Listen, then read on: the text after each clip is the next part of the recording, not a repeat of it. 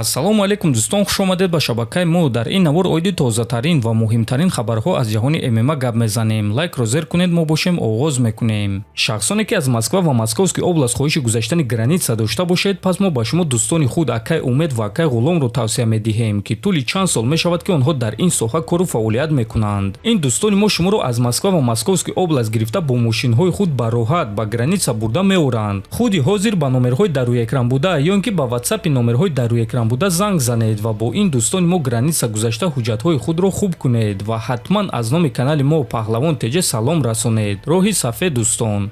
тобови ҷангори вазни миёнаи UFC Насрудин Имавов баъди ғалаба дар муҳориба зидди Кайо Боралио гуфт ки айни замон ӯ аз ҳама зиёд арзанда аст ки барои камарбанди Хамзат Чимаев ҷангад. аниқ бе ягон шубҳа ма довталаби навбатиюм. одамон мегуфтанд ки Адесаня беҳтарин зарбазан дар ҷаҳон аст ва ма зидди ӯ дар стойка ҷангида наметонам, лекин дар натиҷа ма ӯро бо тариқи нокаут шикаст додам. бо Кайо Боралио бошад ма умуман набояд ки меҷангидам, лекин ма ин корро кардам. ӯ 10 сол шикаст хӯрдагӣ набуд, 16 ғалабаи пайдарҳам дошт ки 7 аз ин ғалабаҳо дар UFC буданд ва ма дар ҳар як раунд зидди ӯ ғолиб шудам. ҳамин тариқ боз як маротиба дигар нишон додам ки ма беҳтаринам. ма ягон гуна шубҳа надорум ва боварӣ дорам ки ма барои камарбанд меҷангум, гуфтааст Имавов. ва дӯстон, хотиррасон мекунем ки Насрудин Имавов пеш аз ин муҳориба дар рейтинг дар ҷои дуюм қарор дошт ва акнун баъди ин ғалаба ӯ мавқеи худро ҳамчун довталаб боз ҳам қавитар кард. ба фикри шумо дӯстон, Насрудин барои Хамзат рақиби вазнин шуда метавонад ё не? Метавонед фикрҳои худро нависед. мо бошем мегузарем ба дигар хабар.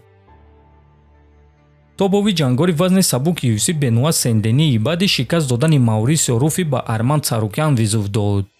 ман медонам ки UFC муҳорибаи Арман Царукян зидди Матеуш Гамродро ташкил кардани буданд. ҳамчунин муҳорибаи маро зидди Гамрод ташкил кардан мехостанд, лекин ин кор нашуд. шояд акнун ҳозир ҳамон вақти даркорӣ омадааст ки муҳорибаи маро зидди Арман ташкил кунанд, чунки муҳорибаи Арман зидди Гамродро ташкил кардан натавонистанд. намедонам ки UFC чӣ нақшаҳо доранд, лекин ма аз ягон муҳориба гурехтанӣ нестам. ма боз ба ҳамон версияи худ баргаштам ки зуд баромад мекардам ва доимо ғолиб мешудам ва фарқ надорад ки рақиб кӣ мешавад, гуфтааст Сен Дэни. ва дӯстон, чӣ гуна ки мебинем чанд муддат пеш ягон ҷангвари топ зидди Арман ҷангидан намехостанд, акнун бошад аллакай чанд ҷангвар эълон карда истоданд ки барои чунин муҳориба омодаанд. ва медонед барои чӣ? чунки касе ки Арманро шикаст диҳад довталаби асосӣ барои камарбанд мешавад ва аз рӯи суханони чемпиони пешинаи ин вазн Ислам Махачев ҳатто чемпиони ҳозира Топурия аз муҳориба зидди Арман гурехта истодааст.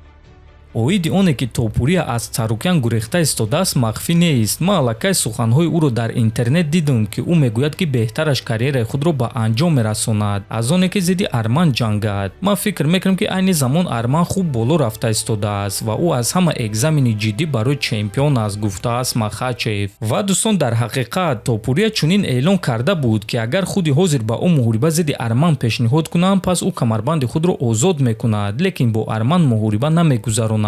аммо Топурия ин суханҳоро ба он хотир гуфт ки боварӣ надорад ки Арман вазни даркориро карда метавонад. ҳамчунин Ислам Махачев гуфт ки муҳорибаи ӯ зидди Топурия баргузор гардида метавонад. ҳозир дар гирди ин муҳориба овозаҳо бардоштанӣ нестам. маро дар пеш муҳорибаи вазнин интизор аст. баъди ҳамон муҳориба мебинем ки чӣ гап мешавад. оиди ин муҳориба бисёр гапу овозаҳо рафта истодааст. барои одамон ин муҳориба шавқовар аст ва агар ки пешниҳоди хуб шавад, пас чунин муҳорибаро мебинем, гуфтааст Махачев. ва дӯстон, фикр мекунам ки муҳорибаи Махачев зидди Топурия дар ҳақиқат муҳорибаи хеле калон шуда метавонад, ба шарте ки Ислам дар муҳориба зидди Маддалена пирӯз шуда чемпион шавад. аз ҳамин сабаб бисёриҳо муҳорибаи Махачев зидди Маддаленаро интизоранд. дар ҳамин ҷо навори мо ба анҷом мерасад. фикру ақидаҳотонро нависед. ҳатман дар YouTube канали мо обуна шавед. то боздид. хонободу сарбаланд бошед.